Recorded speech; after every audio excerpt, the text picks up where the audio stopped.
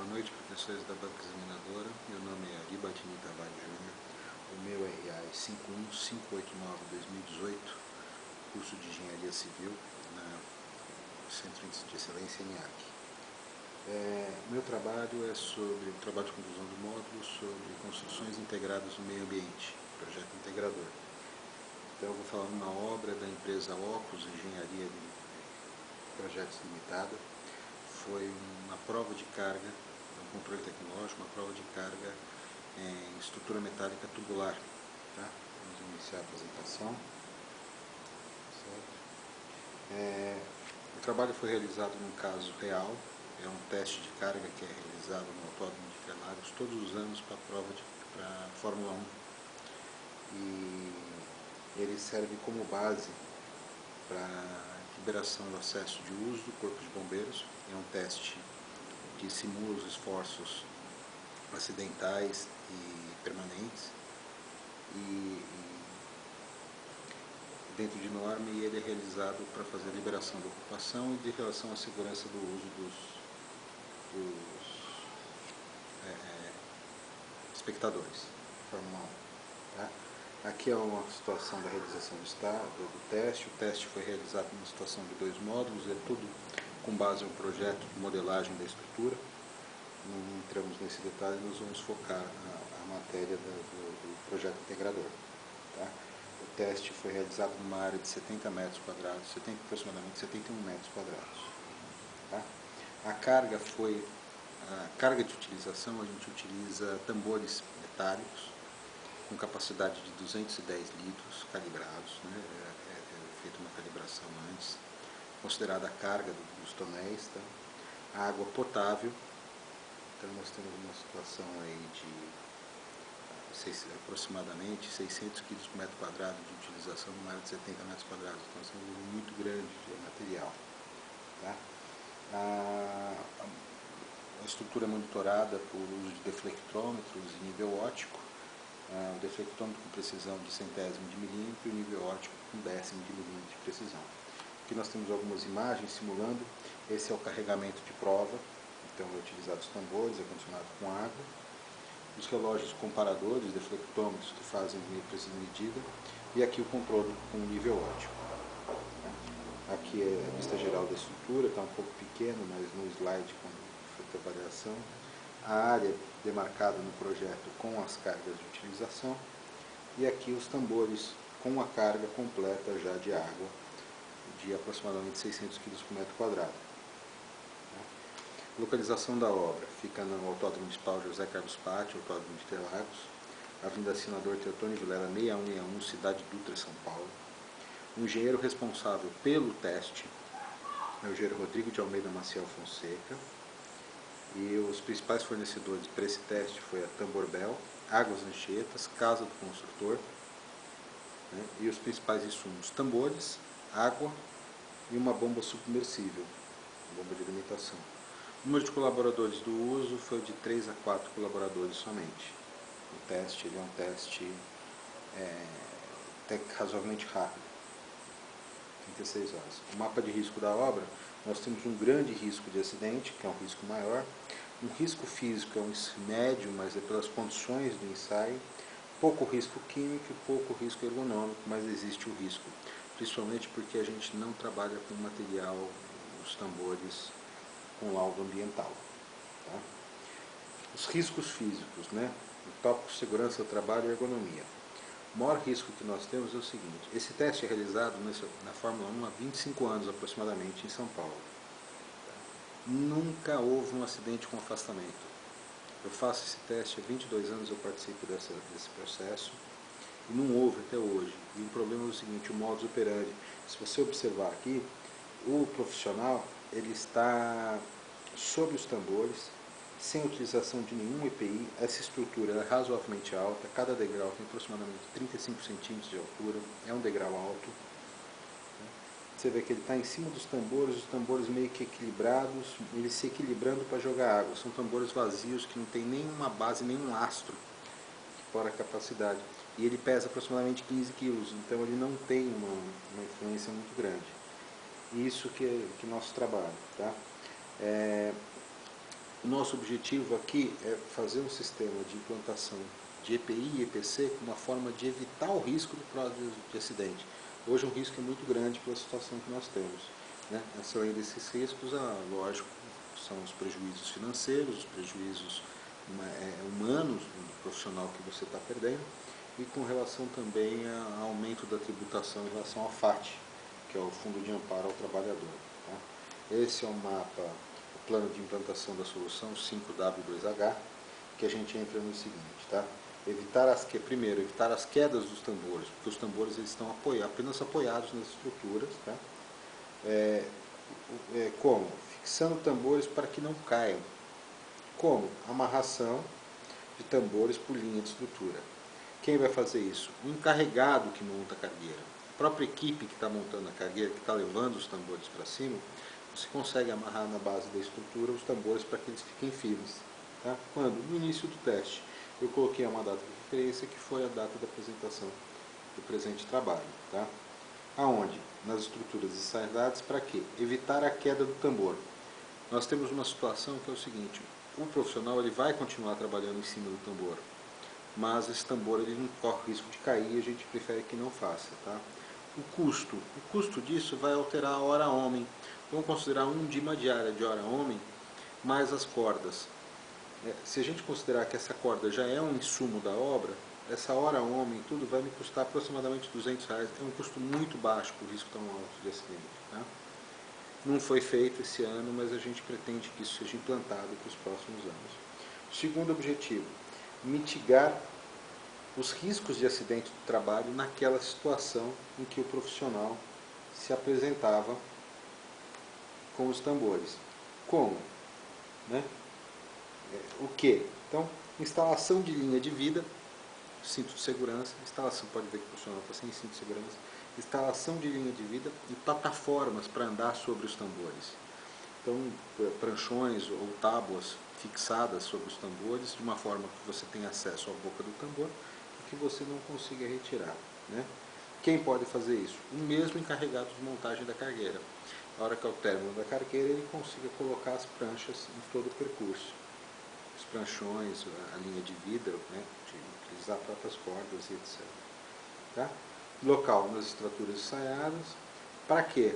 Evitar o risco de acidente e, consequentemente, todos os outros acessórios que vêm com ela, aumento de tributo, afastamento do funcionário, risco de vida, valor humano, todos os outros riscos. Tá? Custo. Vamos considerar mais uma diária de equipe no mesmo porte, valor de R$200. Todos esses insumos já encontram-se dentro da obra como material para exemplificação. Tá? Finalidade aqui, fiscalizações e penalidades caso o problema não seja resolvido. Né? A NR28 ela apresenta as regras com relação aos riscos e também a sua penalização de não atendimento às normas. Né? Então nós temos o seguinte, a gente tem que consultar a norma regulamentadora e abraçar em relação à NR28. A NR responsável por isso é o trabalho em altura. Aí a gente vai verificar quais são os itens para poder verificar qual é a penalização. Então nós temos o seguinte, aqui, trabalho em altura, responsabilidades. Cabe ao empregador a garantir implementos das medidas que proteção estabelece nesta norma. Né?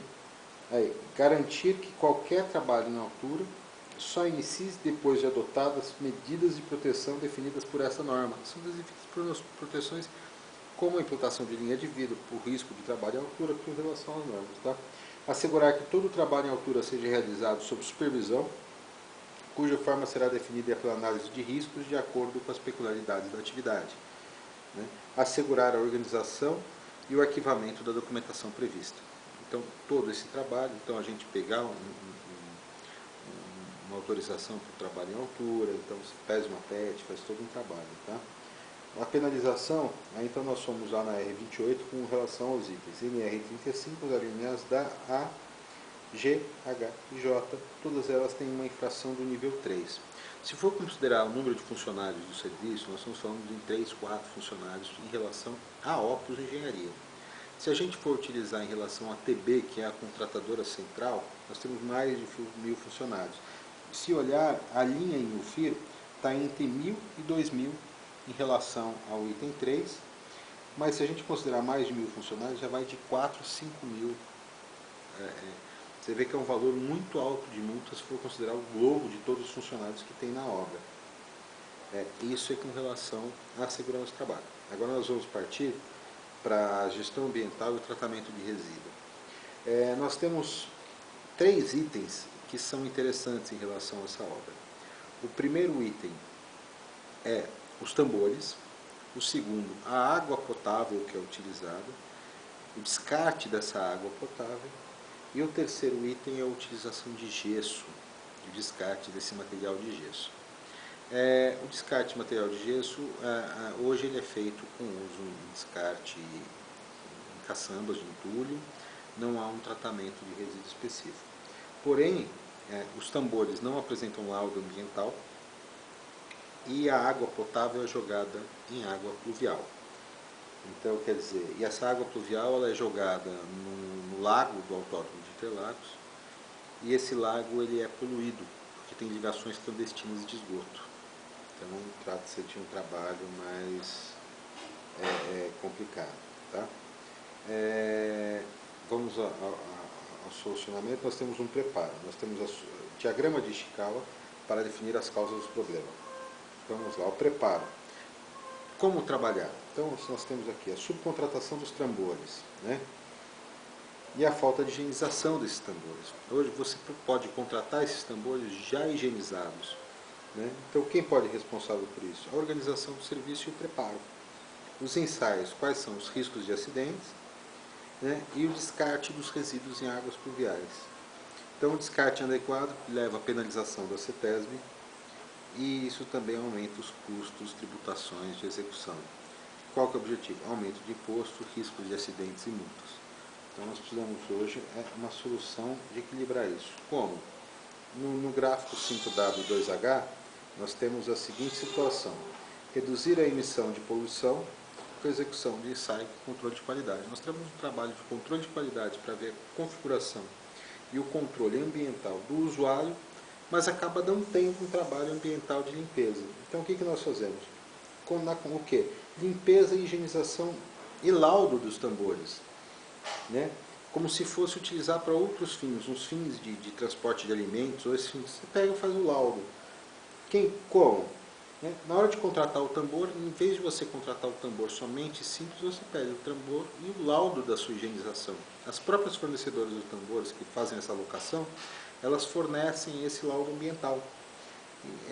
Quem faz isso? O departamento de compras, na hora da sua contratação, ele exige isso do seu cliente no fornecedor.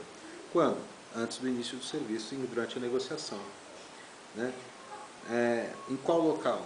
Na própria empresa ou nas estruturas. Né? Qual o objetivo? Você tendo esse laudo ambiental, você pode utilizar essa água de reuso, essa água do ensaio já de reuso, não como uma forma potável, porque ela já foi trabalhada, mas para outros fins. Custo. Considerando que esse laudo teve uma utilização de aproximadamente 220 tambores, esse valor aumentaria aí quase R$50, alguma coisa por tambor, que levaria um valor a R$1.000. É um valor pequeno perto dos riscos que nós temos. Aí qual o segundo caso? É aproveitamento da água descartada. O que eu faço? Nós estamos falando aí em 60 metros cúbicos de água, 50, 60 metros cúbicos de água potável, jogado numa rede de água pluvial suja para cair num lago poluído, que depois esse rio ele vai apenas diluir essa sujeira pelo sistema de canalização, que vai indo para a represa do Rio Pinheiros e, consequentemente, para as outras represas próximas ao lago também. Né? Quem pode fazer isso? Então, olha lá, qual que é o aproveitamento? Se você considerar que o Autódromo de Interlagos, 80% dele é gramado, e a limpeza da pista é realizada com a água poluída para o lago, o que pode ser feito? Aproveitamento para a regra de jardinagem no entorno do autódromo. Então, todo aquele autódromo, todo aquele gramado do autódromo, se a gente for observar, vamos voltar as fotos aqui, ó, nas fotos gerais, você vê, ó, todo gramado. Esse gramado, essa limpeza de pista, todo esse material aqui, a gente pode realizar com essa água de reuso, porque a gente tem o laudo de potabilidade dela. Então está aqui. Então o que acontece? vai fazer isso? A equipe de realização por ensaios, a gente substitui o equipamento da mangueira que joga para a água pluvial para uma água de distribuição ou para o próprio caminhão que faz a higienização das pistas que ele o tempo todo está lá, já fazendo de uma forma mais segura. Tá? Em qual região? Na região das estruturas ensaiadas ou em todo o autódromo. Por quê? Aproveitamento e descarte, você consegue utilizar um meio ambiental mais correto para a gente não perder equipamento. Aumento desse custo. Se a gente tiver que locar mais equipamentos, alguma coisa, eu estimei no valor de R$ 1.500, que continua sendo um valor muito baixo para o investimento. Tá? Com relação à CETESB, nós temos a seguinte penalidade, porque ela fala exatamente sobre essa água poluída. Se a gente não tem um laudo ambiental e for constatado que esse tambor foi usado para transporte de algum produto químico, nós vamos enquadrar nessas situações de multa. Ela fala o seguinte: considera-se poluição do meio ambiente a presença ou lançamento ou a liberação nas águas, no ar, no solo de toda e qualquer forma de matéria, energia com intensidade e quantidades de concentração com características em desacordo com as que forem estabelecidas pela lei. Ela é um pouco mais falando, então ela fala impróprio, nocivo e ofensivo à saúde, tudo depende do que foi constatado no tambor. Né? Peço desculpa aqui que acabou abrindo outra tela.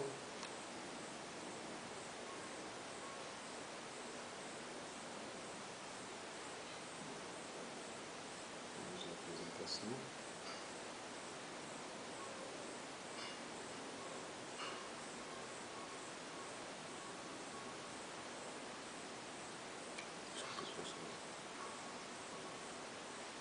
Então, todo esse material é impróprio, e quando ele chega no ponto exato, então ele fala assim, das formas que pode ser desde penalização, como pode ser multas, notificações, etc. Nós podemos ter uma multa de até 10.000 vezes ao FIR. Então é um valor muito alto perto de um investimento tão pequeno, que nós estamos falando no total R$ 3.000, aproximadamente R$ 2.500, para poder solucionar, além da consciência ambiental. Você falando uma consciência de utilização de água potável para outros fins. Esse trabalho já foi criticado, principalmente na época em que se havia a crise hídrica de São Paulo. O pessoal falou: poxa, a gente faltando água, você jogando água fora.